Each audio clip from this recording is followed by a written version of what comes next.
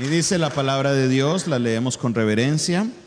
Y también dijo Jesús: un hombre tenía 2 hijos, y el menor de ellos dijo a su padre: Padre, dame la parte de los bienes que me corresponde, y les repartió los bienes. No muchos días después, juntándolo todo, el hijo menor se fue lejos a una provincia apartada, y allí desperdició sus bienes viviendo perdidamente. Y cuando todo lo hubo malgastado, vino una gran hambre en aquella provincia y comenzó a faltarle. Y fue y se arrimó a uno de los ciudadanos de aquella tierra, el cual le envió a su hacienda para que apacentase cerdos. Y deseaba llenar su vientre de las algarrobas que comían los cerdos, pero nadie le daba. Y volviendo en sí, dijo: ¿cuántos jornaleros en la casa de mi padre tienen abundancia de pan, y yo aquí perezco de hambre? Me levantaré e iré a mi padre y le diré: Padre, he pecado contra el cielo y contra ti, ya no soy digno de ser llamado tu hijo. Hazme como a uno de tus jornaleros. Y levantándose, vino a su padre, y cuando aún estaba lejos, lo vio su padre y fue movido a misericordia. Y corrió y se echó sobre su cuello y le besó. Y el hijo le dijo: Padre, he pecado contra el cielo y contra ti, ya no soy digno de ser llamado tu hijo.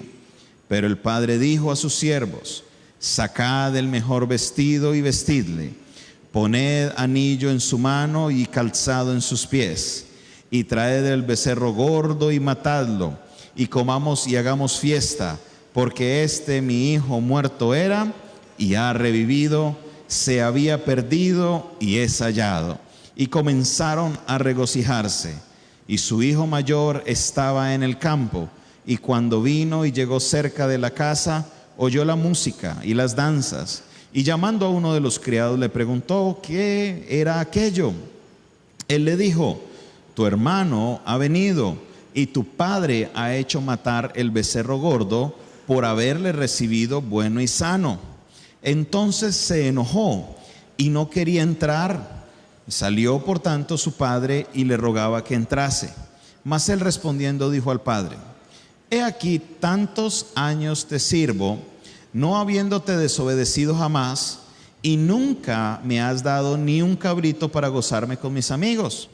Pero cuando vino tu hijo, que ha consumido tus bienes con rameras, has hecho matar para él el becerro gordo. Él entonces le dijo: hijo, tú siempre estás conmigo, y todas mis cosas son tuyas. Mas era necesario hacer fiesta y regocijarnos, porque tu hermano era muerto y ha revivido, se había perdido y es hallado. Amén. Gracias te damos, oh Dios, por este día. Gracias, oh Dios, por permitirnos venir hoy a tu casa a escuchar una palabra que tienes para nosotros el día de hoy. Rogamos, Señor, tu bendición. Rogamos, Señor, que tu palabra esté haciendo el efecto que tiene que hacer en nuestras vidas.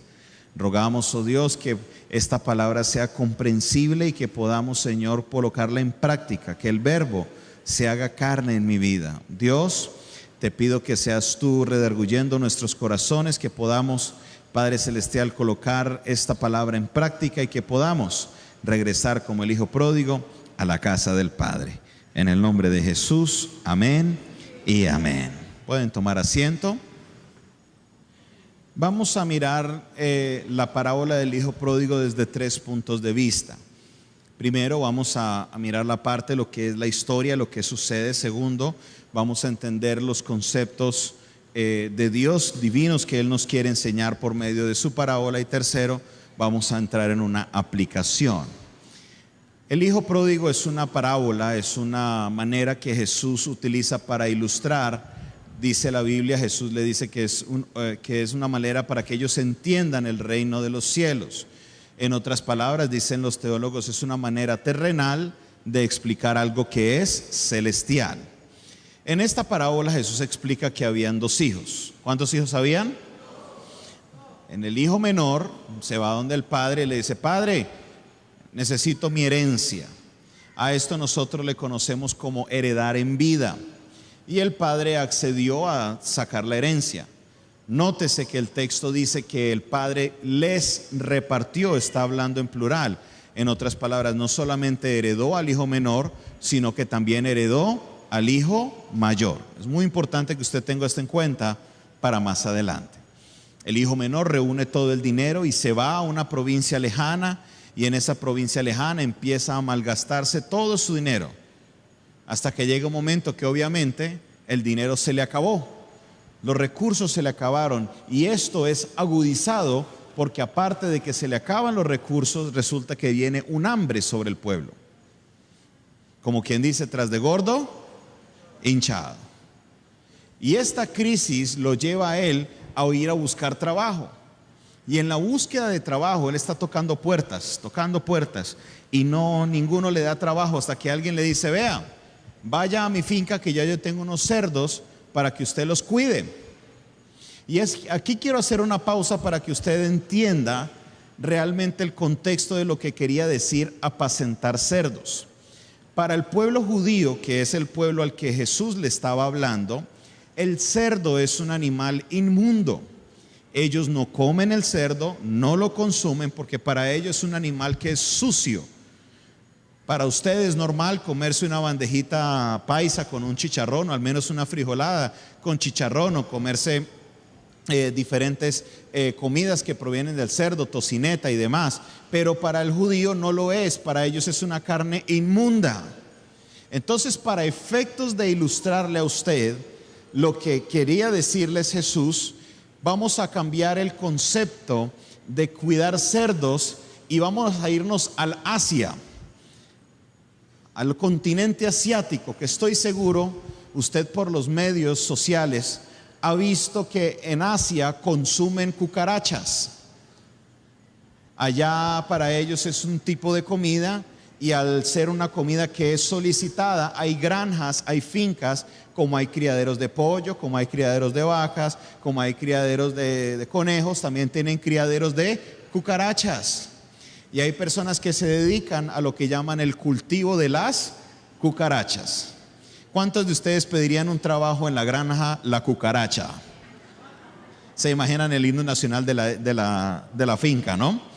Resulta que este muchacho, solo para efectos de la parábola, para que a usted comprenda más o menos el lugar tan bajo que llegó el muchacho, el último trabajo que él podría pensar sería criando cucarachas, asegurándose que las cucarachitas tengan que comer, asegurándose que no se le vuelen las cucarachas, sino al contrario, que entren más cucarachas. Y ojo con pisar una, porque esas son las ganancias. Si la pisa, la paga. Si se dedican a vender cucarachas, ¿qué pasa si mata una cucaracha? Obviamente tiene que pagarla. Y estaba en ese punto, en un punto donde veía un animal inmundo, un animal cochino, porque la cucaracha en nuestro contexto latino es un símbolo de una casa sucia. Las mujeres ven una cucaracha y brincan en la mesa del comedor y esperan a que se saque el veneno, que la cucaracha se vaya, y cuando vuela, ahí sí no hay valientes. Usted puede ser luchador de lucha libre, puede ser el campeón de boxeo en el mundo, pero cuando la cucaracha vuela, ya se le quita toda la valentía. Pero no, al muchacho le tocaba criar a estos animales inmundos que eran los cerdos. Y no termina todo ahí, sino que dice que estando ahí, era tanta el hambre que tenía, que veía las algarrobas, lo que nosotros llamamos el aguamasa, y el hambre era tan fuerte que tenía ganas de comerse aguamasa. Entrándole en el contexto que se los estaba explicando, seguramente un comprador de cucarachas vino a la finca y le dijo el dueño de la finca: necesito una muestra, una prueba de su calidad de cucarachas, y ellos las fritan. Si usted mira el video completo, las echan al aceite y las fritan y las sacan, y así crujientes se las comen. Y posiblemente el muchacho estaría mirando esa muestra gratis y diría: ¡ay, crujientes, tan ricas! ¿Y sabe por qué uno llega a ese punto? Porque con hambre todo sabe bueno. El hambre era tan desesperante que él consideró comerse la comida que era para el animal inmundo. Y es en ese momento que el texto dice que él recapacitó. Posiblemente se acercó tan cerca a comerse la aguamasa porque dice que le pidió que le dieran y ni eso le dieron del hambre que había. Y seguro se acercó a la aguamasa, que si usted no sabe qué es la aguamasa, no es una comida agradable. Y el olorcito se le metió en la nariz y eso lo hizo reaccionar y dijo: esta no es la vida que yo tengo que vivir. Esta no es la vida para la que Dios me invitó. Para esto yo no vine a la tierra, yo no vine a comer aguamasa. Y pensándolo bien, habrá dicho el muchacho, dice el texto: en la casa de mi padre, a los jornaleros son los que trabajan al jornal, a los que trabajan al diario, son los trabajadores menos pagos en la escala de lo que hay en la casa. A ellos no les hace falta el pan. En otras palabras, al jornalero le va mejor que al hijo que se fue de la casa. ¿Qué voy a hacer? Me voy a la casa de mi papá y le voy a decir: Padre, he pecado contra el cielo y he pecado contra ti, no soy digno de ser llamado tu hijo, recíbeme como un jornalero y al menos dame el pan, porque no me puedo morir de hambre. No me puedo morir de hambre.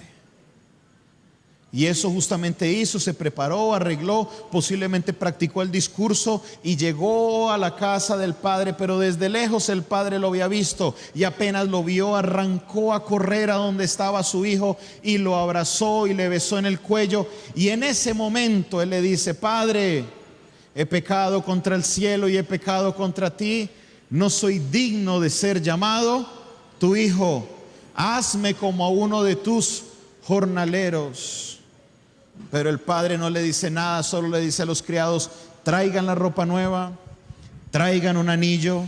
El anillo es símbolo justamente de que él es parte de esa casa, no como jornalero sino como hijo. Calzado nuevo, porque el hijo que se había perdido ha regresado a casa. Maten el becerro más gordo que hay, porque esto va a ser una fiestota, porque el hijo ha vuelto a casa. Esta es la historia del hijo pródigo. Amén. Gloria al Señor.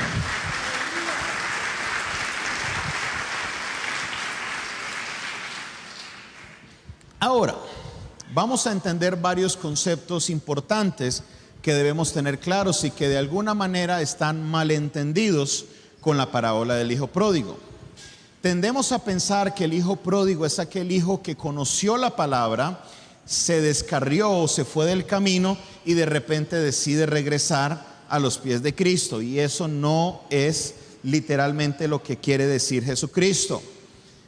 La parábola del hijo pródigo tiene que ver con todos nosotros.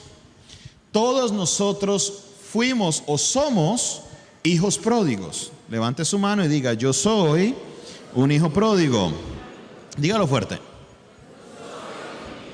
Créalo y se lo voy a explicar.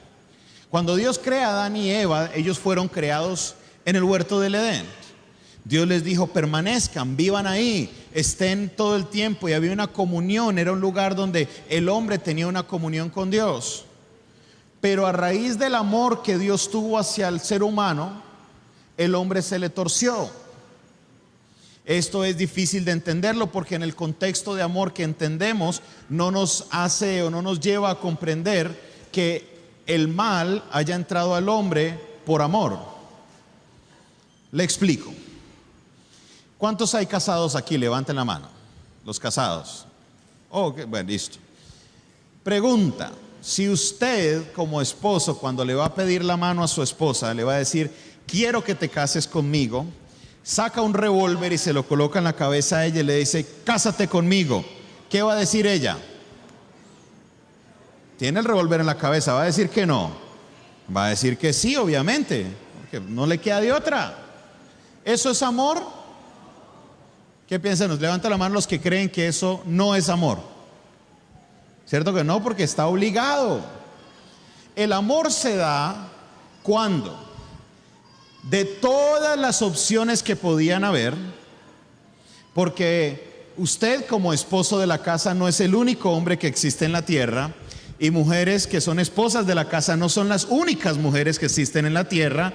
Obviamente tanto el hombre tiene opciones como la mujer tiene opciones, y en medio de todas las opciones ella lo escogió a él y él la escogió a ella. En eso está el amor, en el poder de darnos la elección. Cuando mi esposa decidió casarse conmigo, yo le digo, quiero que te cases conmigo. Ella me dice que sí. Ese fue un momento de amor. ¿Por qué? Porque habían otros barrigones, hasta más mejores parecidos que yo, que ella podía haber elegido. Pero no, hasta unos flacos. Créame que ella podía haber sacado a alguien mejor que yo. ¿Pero qué? Me eligió a mí. ¿Y por qué me eligió a mí? Por amor. Eso es el amor, la capacidad o el poder de elegir. Y eso fue lo que Dios hizo con el hombre, le dio el poder de elección.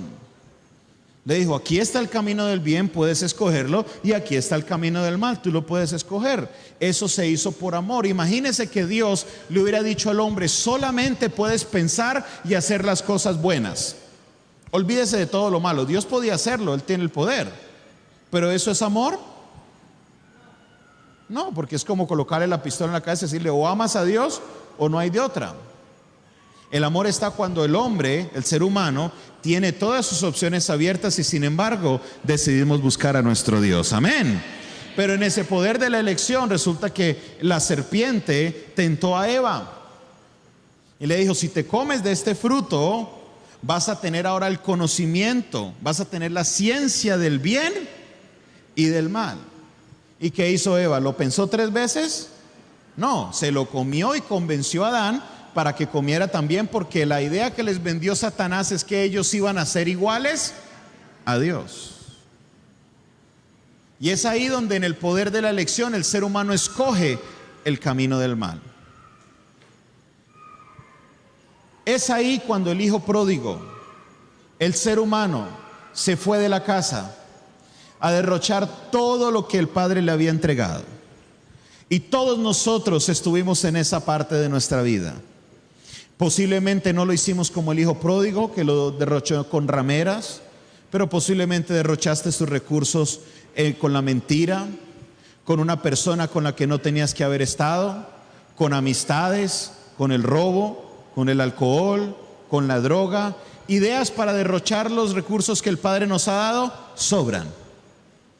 Pero todos nosotros en algún momento estuvimos en ese punto donde vivíamos la vida a nuestra manera, a nuestro antojo. Yo hago lo que quiero y qué, yo tengo la plata, puedo comprarlo y qué, ¿quién se va a venir en contra mía? Aquí el que mando soy yo, esta es mi vida y nadie me va a decir cómo vivirla. ¿Cuántos vivieron esa etapa de su vida? Todos, ¿cierto? ¿Alguno que no? Se están haciendo muy santos hoy. Les da pena que tenemos invitados hoy, ¿no? Y en ese ir de la vida llega un momento en que los recursos se acaban. Y es ahí donde empieza la crisis. Una crisis que es causada porque ya no hay recursos. Y estas crisis muchas veces son orquestadas por el mismo Dios. Mire que hay un factor que no estaba controlado por el hijo pródigo y era el hambre que llegó al pueblo.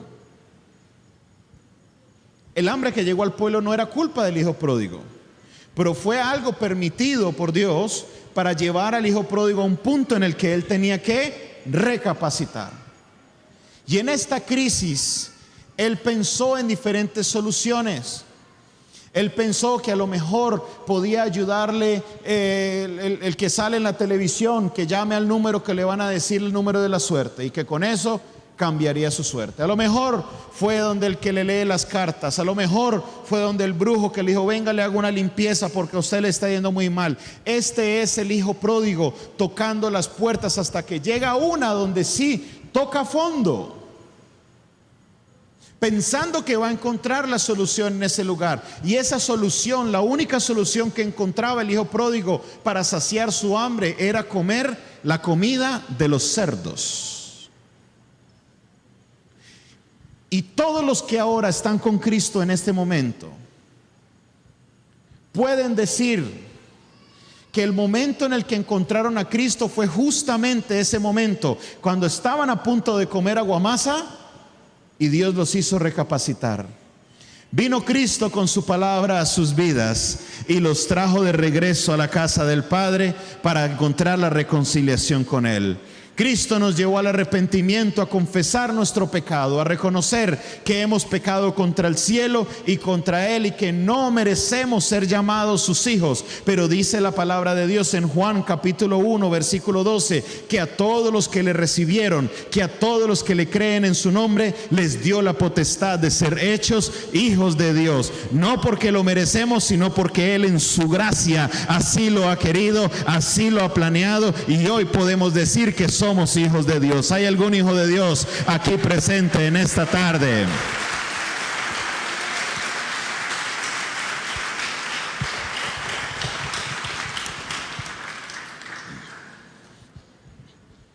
Todos somos hijos pródigos. Tóquele al que está a su lado y dígale: usted es un hijo pródigo.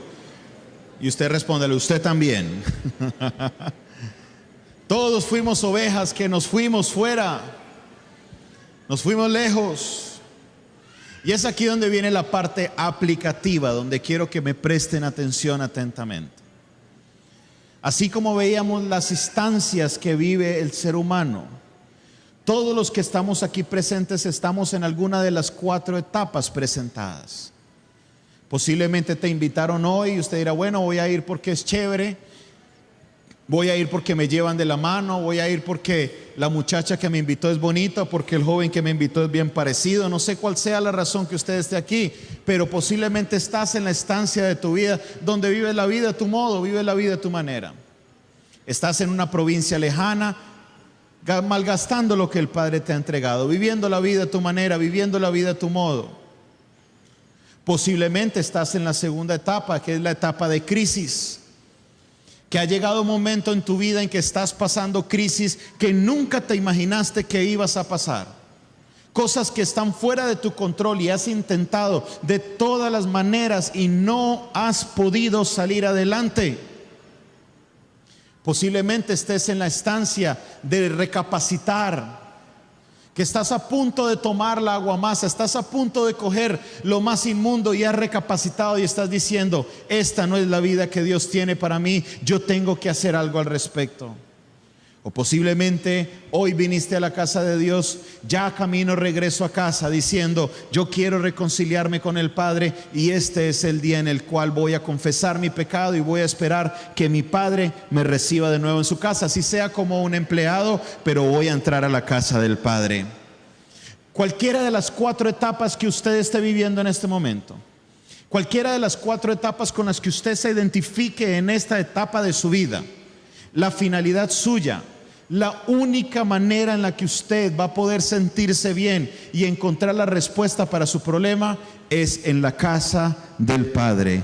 Porque en la casa del Padre, aún los que están como mínimos, los que son menos apreciados en ese trabajo, les va bien. Porque con Dios nunca se pierde, con Él siempre se gana. Por esa razón, no hay lugar donde usted debe estar, sino en la casa de su Padre. Estés malgastando los bienes de tu padre, estés en la crisis, estés a punto de comer lo más inmundo, es hora de regresar a la casa del Padre. Dice la palabra de Dios en el mismo libro de Lucas capítulo 15, desde el versículo 1 en adelante, nos habla de la parábola de las 100 ovejas. Y Jesús le dice: ¿quién no deja sus 99 ovejas por ir a buscar la que se perdió? La misma palabra de Dios nos dice que hay más gozo en el cielo por un pecador que se arrepiente que por 99 justos que no necesitan de arrepentimiento. Y pareciera un concepto contrario, pareciera un concepto que no entendemos, porque a lo mejor usted está en la posición del hijo mayor, diciendo: todo el tiempo he servido a Dios y resulta que ahora Dios le hace fiesta a este sinvergüenza porque se apareció otra vez. A lo mejor usted no lo dice, pero lo piensa de esa manera. Algunos llegan al punto en decir: no, más vale irse y volver que quedarse aquí. Y no es así, mi hermano y mi hermana. Dios tiene un propósito tanto con el mayor, tanto como el menor. El mayor no era que no fuera bendecido. Les mencioné que en el versículo 11 y versículo 12 dice claramente que el padre partió las herencias y se las repartió. No dice se la repartió en singular al menor, sino que se las repartió. En otras palabras, heredó tanto al mayor como a el menor.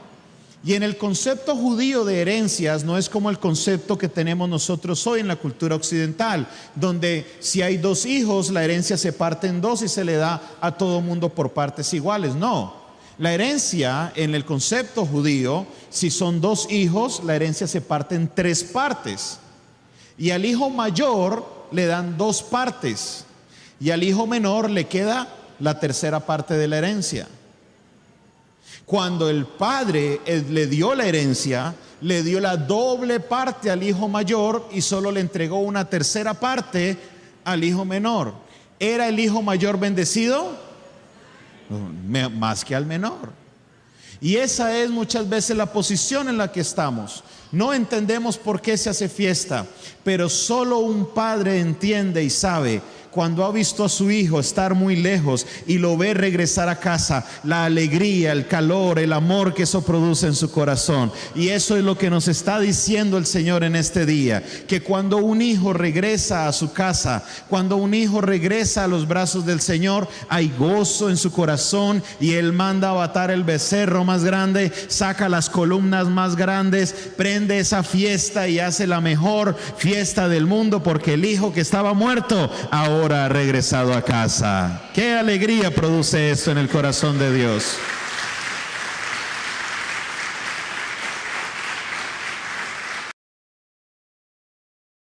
Que solo hay una fiesta, y eso es lo que nos dice la palabra de Dios, que hay fiesta en el cielo cuando un pecador se arrepiente.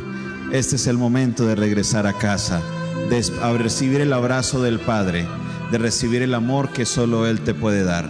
Él te ha estado esperando.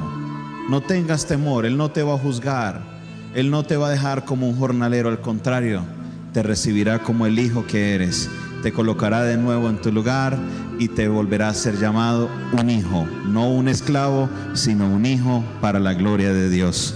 Vuelve al corazón del Padre en el nombre de Jesús.